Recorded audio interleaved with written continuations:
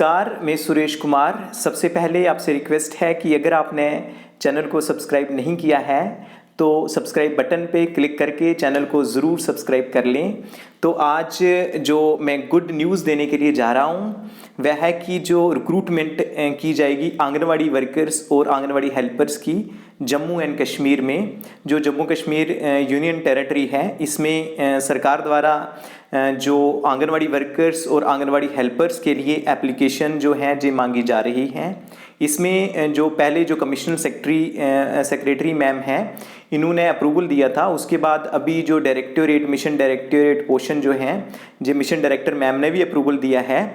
तो उसके मुताबिक जो डिफरेंट पोशन प्रोजेक्ट्स हैं, पोशन प्रोजेक्ट मतलब कि जो CDPO ऑफिसेज हैं, जो ICDS प्रोजेक्ट्स हैं, वहाँ से जो फॉर्म्स हैं, वो जो एडवर्टाइजमेंट नोटिस हैं वो निकाले जा रहे हैं।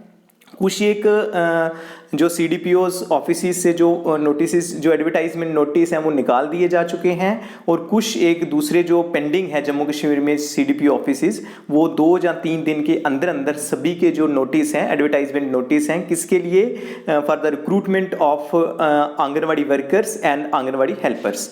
अब आपके माइंड में जो ज़रूर आ रहा होगा, क्योंकि कई लोग ये भी पूछते थे कि क्या ये हर एक वार्ड के लिए होगा, तो ऐसा नहीं है। ये जो हमारे पास वेकेंट पोस्ट थी, जो आंगनवाड़ी सेंटर्स में आंगनवाड़ी हेल्पर्स या आंगनवाड़ी वर्कर्स की वेकेंट पोस्ट थी, जो रिक्त पद थे, उनमें जो आंगनवाड़ी वर्कर्स हैं या आंगनवाड़ी हेल्पर्स हैं उनको सेलेक्ट किया जाएगा। तो इसमें जो वेकेंट पोस्ट हैं उसी वार्ड की जो महिलाएं हैं वो इसके लिए अप्लाई कर सकती हैं। तो जैसे एक जो पोषण प्रोजेक्ट नौशहरा है, इसका जो एडवर्टाइजमेंट नोटिस नंबर 1 ऑफ 2023 जे 13 को निकल चुका है, और जो बाकी वाले हैं वो 15 या 16 मई तक जे निकाल दिए जाएंगे। तो इसमें जैसे date of commencement of submission of application 15/5/2023 है, और last date of submission of application 30/5/2023 है। तो इसमें कंफ्यूज होने की ज़रूरत नहीं है, क्योंकि अगर जो 15 या 16 को एडवर्टाइजमेंट नोटिस निकल रही हैं तो उसमें भी 15 दिन का जो टाइम है, जो समय है वो दिया जाएगा। तो अगर फॉर एग्जांपल 17 को होता है तो उस केस में 16 को होता है तो 31 मई तक फॉर्म लिए जाएंगे, 17 को होता है तो 1 जून तक फॉर्म लिए जाएंगे। तो जो नोटिस हैं, जो एडवर्टाइजमेंट नोटिस हैं, जो कुछ एक प्रोजेक्ट में निकल चुके हैं और बाकी में 1-2 दिन में निकल जाएंगे। तो अब बात आती है कि जो एलिजिबिलिटी है उसके लिए क्या क्या है। तो नंबर 1 है आंगनवाड़ी वर्कर के लिए क्या एलिजिबिलिटी है, मतलब क्या क्राइटेरिया है। तो इसमें लिखा हुआ है कि फॉर आंगनवाड़ी वर्कर्स, इनको संगिनी भी बोलते हैं, the candidate must be domicile of duty of Jammu and Kashmir. एक चीज जो होनी चाहिए, नंबर 1 जो डोमिसाइल सर्टिफिकेट है वो जरूर होना चाहिए। नंबर 2 है women candidate in the age group of 18 to 37 years shall be eligible. That means जो लोअर एज लिमिट है वो 18 साल है, और अपर एज जो लिमिट है वो 37 ईयर 37 साल है। उसके बाद जो तीसरा है, the candidate should be a resident of electoral ward where Anganwadi centre is situated. अब जो वेकेंट पोस्ट है जिसकी एडवर्टाइजमेंट निकला है, उस वार्ड की ही, जो वहाँ पे जो आंगनवाड़ी सेंटर है, जो कैंडिडेट है वो उसी वार्ड की रेजिडेंट होनी चाहिए। Name in the voter list for the ward shall be consider as the proof of residence of the candidate. मतलब उसका प्रूफ ऑफ रेजिडेंस क्या होगा कि उस जो विमेन है, जो लेडी है, उसका जो वोटर कार्ड, जो वोटर लिस्ट है वहाँ पे उसका नाम होना चाहिए। आगे लिख रहे हैं कि in case the name of the candidate appears in the voter list along with her parents, then she must provide certificate of being unmarried issued by the concern tehsildar. अगर किसी फीमेल का जो नाम है वो उसके पेरेंट्स के साथ वोटर लिस्ट में आता है और वो अनमैरिड है, तो अनमैरिड जो सर्टिफिकेट है वो तहसीलदार से लेना होगा। Wherever there is any dispute as to the residence for any reason, residence proof certifying the ward of residence from the concerned SDM or ACR shall be considered। अगर कोई dispute हो जाता है, फॉर एग्जांपल कोई कहता है कि ये जो कैंडिडेट है सच एंड सच कैंडिडेट है, जो इस वार्ड का नहीं है, अगर डिस्प्यूट अराइज हो जाता है तो उस केस में जो सर्टिफिकेट है वो SDM या ACR का चलेगा, उसको कंसीडर किया जाएगा। उसके बाद नंबर 4 पे है कि जो मिनिमम क्वालिफिकेशन है आंगनवाड़ी वर्कर के लिए वो 10+2 होगी और जो मैक्सिमम क्वालिफिकेशन है वो ग्रेजुएशन होगी। In case no 10+2 candidate is available in the ward, 10+2 pass candidate from the adjoining ward shall be considered, which would require prior approval of mission directorate mission portion. तो इसमें है कि जो minimum qualification है वो 10+2 है, 12वीं है, और जो मैक्सिमम क्वालिफिकेशन है वो ग्रेजुएशन है। अगर उस वार्ड में, जिस वार्ड में आंगनवाड़ी सेंटर है, उसमें कोई भी कैंडिडेट नहीं मिलता है जो कि 10+2 पास है, उस केस में जो एडजॉइनिंग वार्ड के जो कैंडिडेट्स को कंसीडर किया जाएगा और उसका जो अप्रूवल है वो मिशन डायरेक्टोरेट से लिया जाएगा।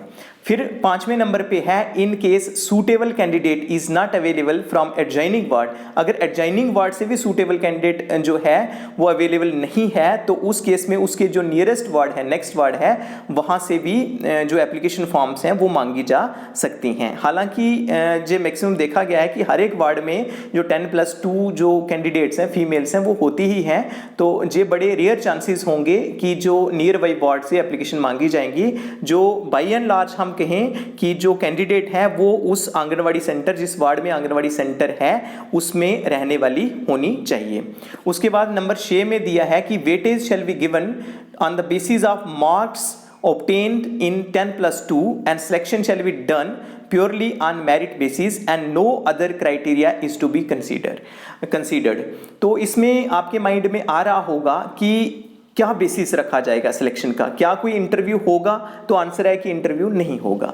सिंपल जो जितने मार्क्स जो हैं वो 10+2 में लिए होंगे उनको ही कंसीडर किया जाएगा। फॉर एग्जांपल अगर हमारे पास जो 10 एप्लीकेशन फॉर्म आते हैं तो सभी के जो 10+2 के मार्क्स देखे जाएंगे, तो जिसका भी सबसे ज़्यादा मार्क्स होंगे उसी को ही जो उस फीमेल जो कैंडिडेट है उसको सिलेक्ट कर लिया जाएगा।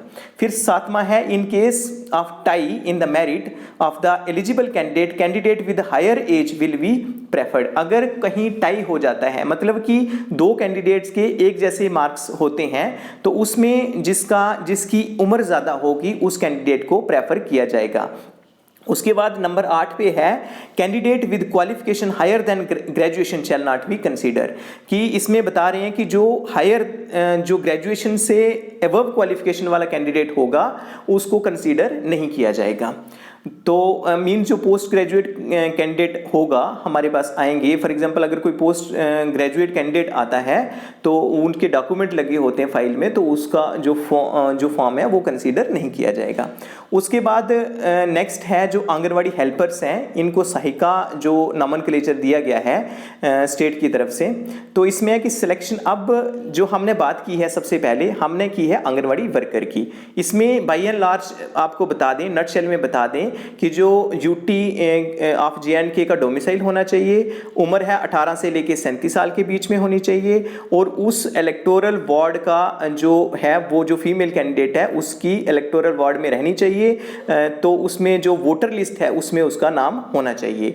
अगर वोटर लिस्ट अगर पेरेंट्स के साथ है तो उस केस में जो अनमेरिड सर्टिफिकेट है वो कंपलसरी है। इसमें जो क्वालिफिकेशन है मिनिमम जो है वो 10+2 है और जो मैक्सिमम क्वालिफिकेशन है वो ग्रेजुएशन है। जो हायर देन जो ग्रेजुएशन जिसकी क्वालिफिकेशन होगी उसको जो कंसीडर नहीं किया जाएगा।